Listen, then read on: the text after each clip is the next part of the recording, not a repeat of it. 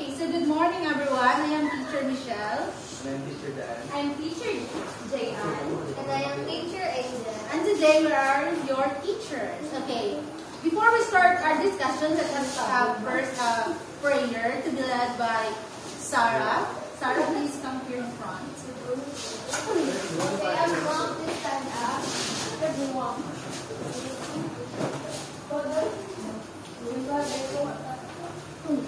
Heavenly Father, thank you for all blessings that you give us. Thank you for this day. May you forgive our sins and guide us. In Jesus' name we pray. Amen. Amen. So good morning, grade 4. Good morning, teachers! Okay, you may now sit down. Thank you. Okay, so before we start our discussion, let us first read our classroom rules. Okay, everybody read. Ready, go. Pay attention when the teacher is talking. Raise your hand if you want to ask and answer. Participate and enjoy. Okay, so participate and enjoy. Jeffy, do you enjoy? Do you enjoy? Okay, never mind. Okay, before we proceed to our class proper, or discussion proper, let us first observe the picture here. Okay, so who can tell me, or who can share what can you see in the picture? We not perform. Okay, remember our classroom rules? Raise your hand if you want to answer. Okay, yes, Erica. Galing nga mga tao. Galing nga mga tao. Okay, what else? Yes, Nolani. Performing, maybe, yes. Roma. Yes, teacher. May mga audience. What else, Jeffy? It's like a stage play, teacher. It's like a stage play. What do you call that stage play, Jeffy? Teacher, drama. Yes, Sarah. Theater. Very good. So, based on the picture that we have analyzed, what do you think will be our topic this morning? About theater. Yes, about theater. What else? Yes, Erica. For me, our topic for today is all about elements of theater. Elements of theater. Okay, very good. So, today we're going to discuss elements of arts in theater. So, everybody read our topic for this morning. Yeah, ready, go. Elements of arts in theater. Okay, before we start with our discussion, let us first read our classroom's objective for this morning. Okay, everybody read. Ready, go. At the end of the lesson, 75% of the grade 4 pupils should be able to determine the line, shapes, colors, and space. Appreciate the importance of understanding lines, shapes, colors, and spaces in theater. Apply elements of arts in theater. Okay, so for this morning, we're going to determine the elements of art that we're going to apply it in theater. So, elements, di ba, we have different elements of arts, but today we're going to discuss the light, shapes, colors, and space. You're going to determine the lines, the elements of art, and then apply it later on in a theater or a movie scene that we're going to perform later after discussion. Okay, so before we going to start our discussion, let us first have an activity, which is I will group you, the class, into 4. So this will be the group 1, the first and second row. Okay, the group 2 will be this row and this row. Group 3 will be this row and this row. Group 4 will be this row and that row. Okay, understood? Yes. Okay, before we start our activity, let us first read our group activity rules. Okay, everybody read. Ready, go. Cooperate with your groups. Do your work silently. Any member from the group who shows bad behavior will be given a red badge as a group. Finish your work on time. Okay, so for our group activity, everybody read the directions. Ready, go. Read the riddle carefully. Then assemble the letters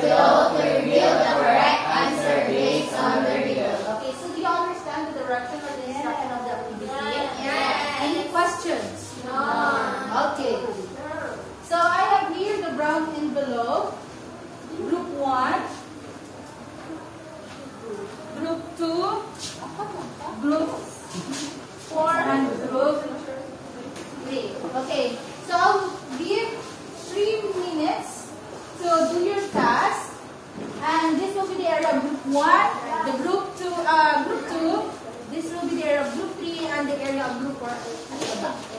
Okay? Okay. Go to your area.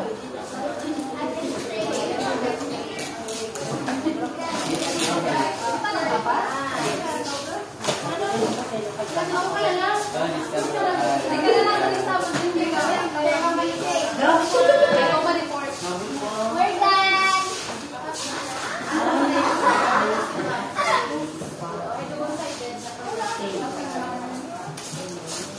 Okay na to.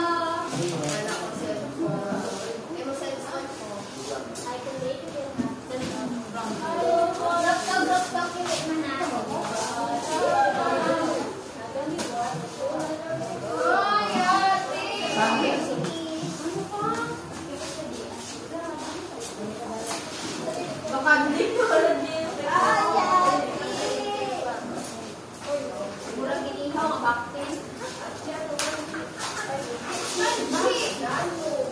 Teacher ba terror?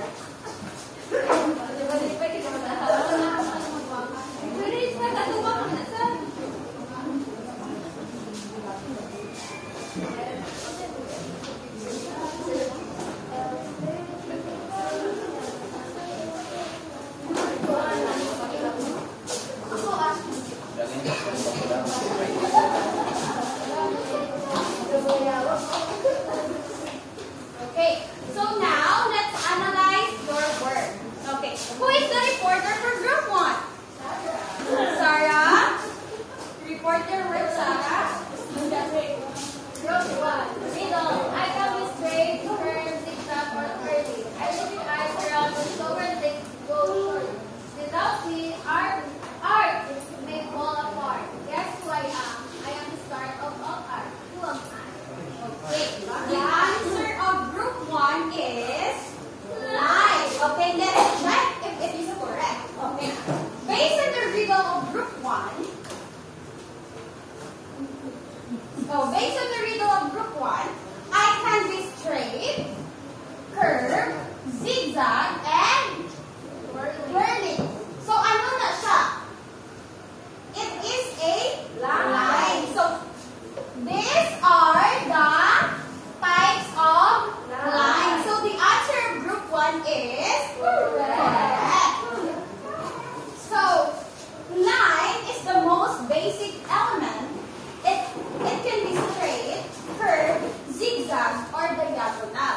In other word, class, in theater, ang line, amo na siya ang? Sino may idea?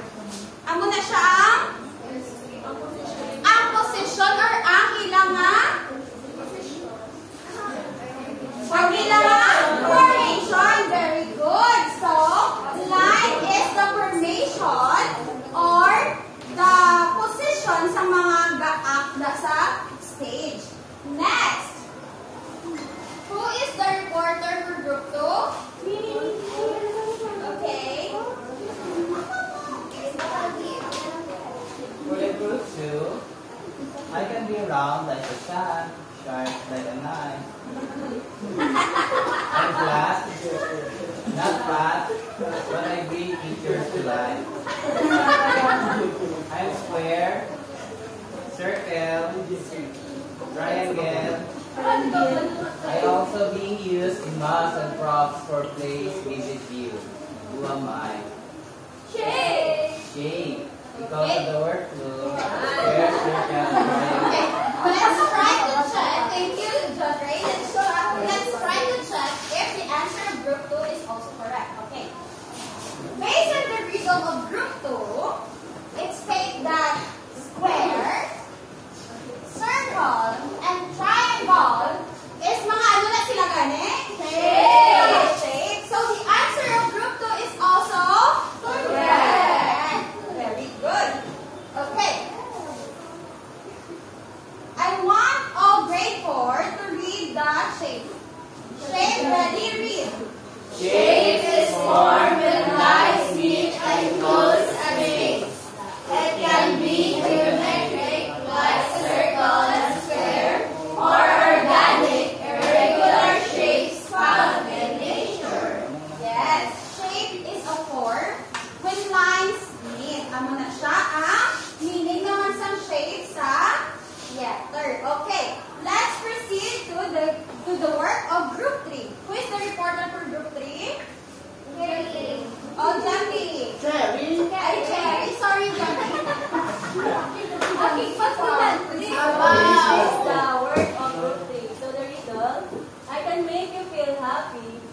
or blue. In costumes and lights, I change the mood too. I can be warm, helpful, light, or bold. I make the scenes come alive when stories are told. Who am I? The answer is color. Okay, let's check if color is correct. Okay. Based on the riddle of group 3, may gilawag naman din siyang warm, cool. Ay, hanang color kahit ito sa ating warm? Yes! Yes, very good. So the answer of group 3 is also correct. So everybody read, what is color? Color is the visual perception of an object based on the reflection of light. In music, color refers to the temper or full quality of sounds, voices, and instruments. Okay, color. Ako naman na siya ang color naman siya. Ako na siya ang color sa theater. Ako na siya ang sa likod. Ang mga backdrop na ba nila. Kaya mga ginagamit ko ng mga drops. That's color. Next, let's proceed to group 4. And the place where actors And the place where actors play. The front or back, near or far away. Without me, scenes don't need to I help show depth and here convey light. Who am I? So our answer is space. Okay, space. So space. Okay.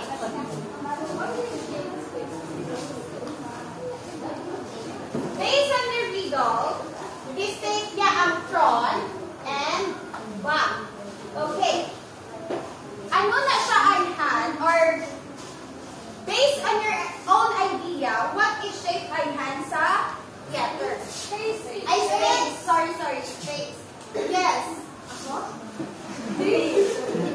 Ang space teacher is ang pagkalagkalangka sa mga actors. Okay. What else? Sino pa may mga idea? Yes, Granny.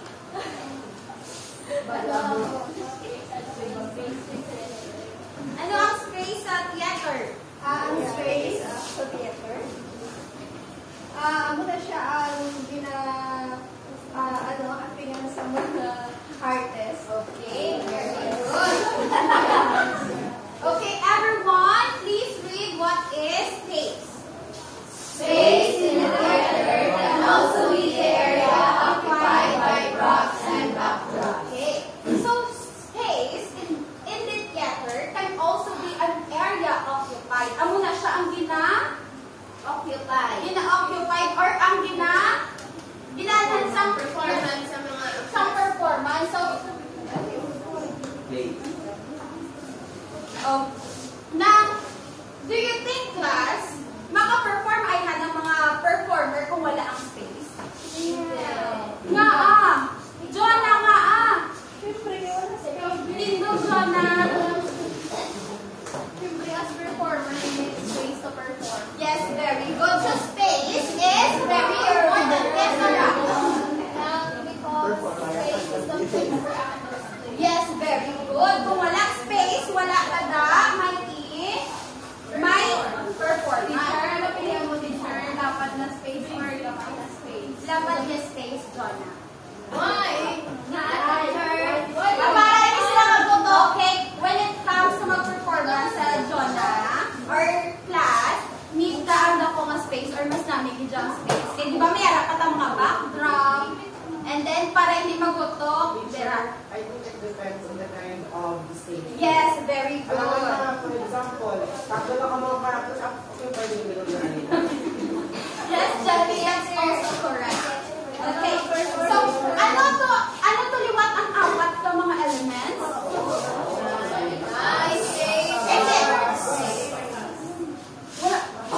Ano to liwat ang apat? Light, shape, color, space. Okay, very good.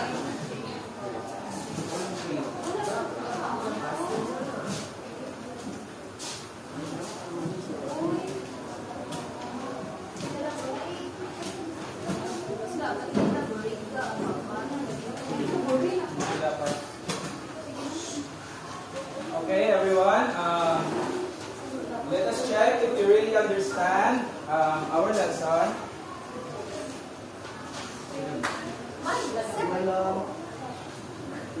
Okay, let us recall what we discussed all about. So our topic is all about what?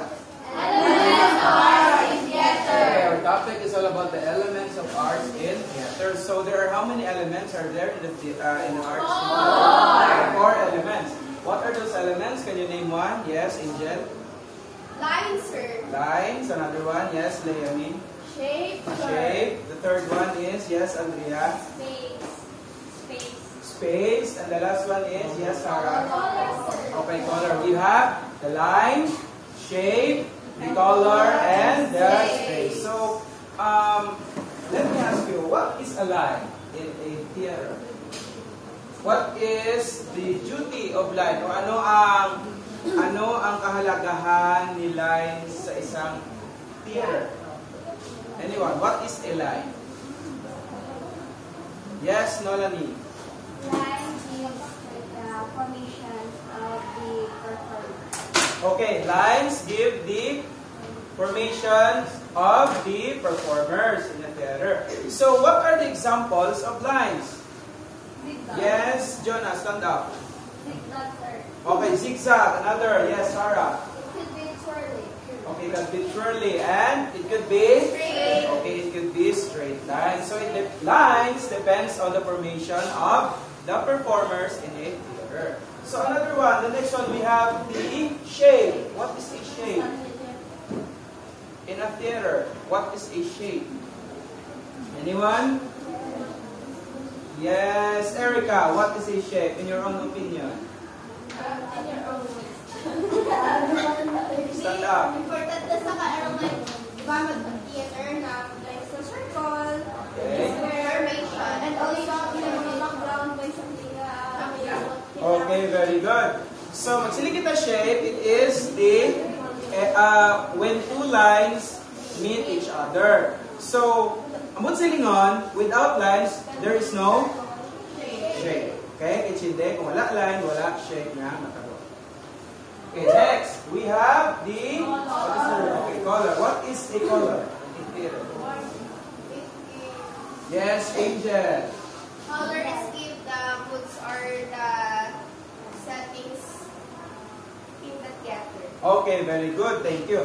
So, hambal ni Angel, ang color nag-set sa mood kung ano nga theme ang ginagamit sa theater. Example, kung ang ginapagawa sa theater, it is all about war. So, ano man na siya, ibagay man na siya kung ano nga color ang ibutang dash to set the mood. Okay, red. Very good.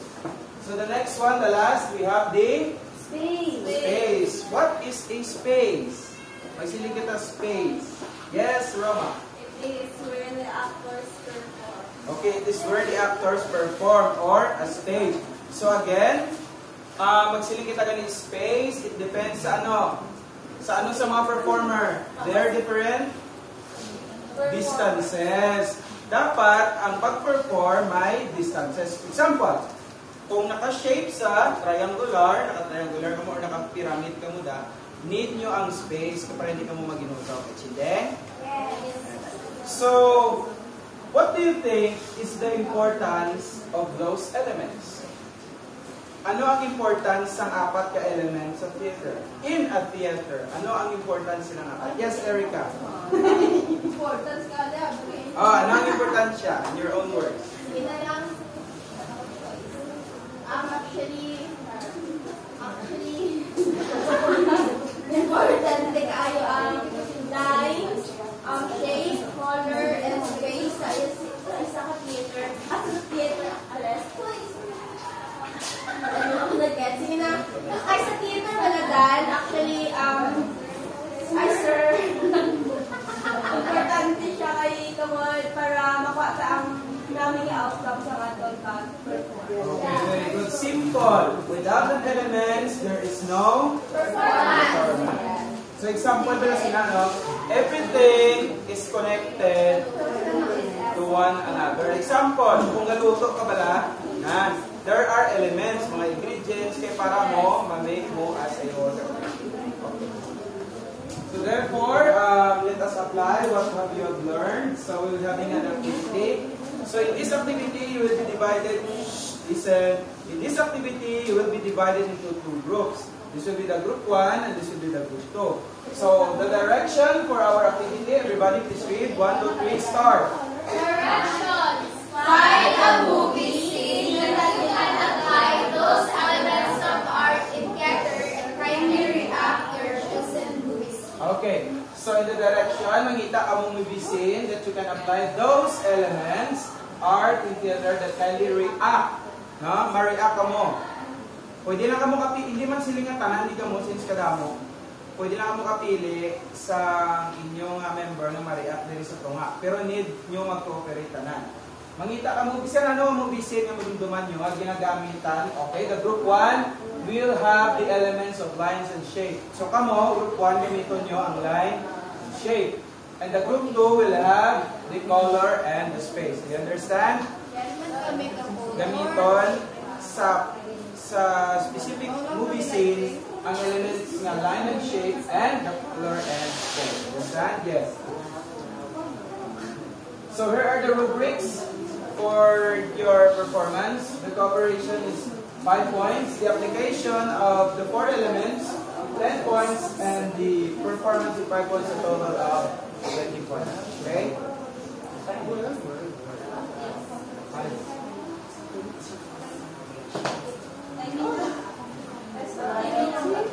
So you will have 5 minutes to prepare. You have 3 minutes to prepare your reenactment performance.